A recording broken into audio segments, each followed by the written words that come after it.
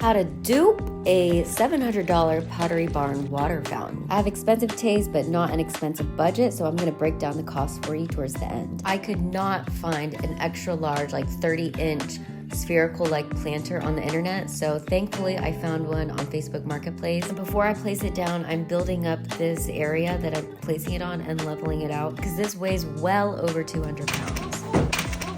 Almost breaking it is optional, but next you want to make sure that all sides are level. Now it's time for the fun part. I got this pump from Amazon and it's linked under my profile. Now to seal the hole, I'm using a waterproof Gorilla Tape in case I ever need to change out the water pump in a couple of years. I cut about halfway through the strip in half and I wrapped it around the cord. But I'm going to reinforce this 3 times just to make sure that there's no water leaking through.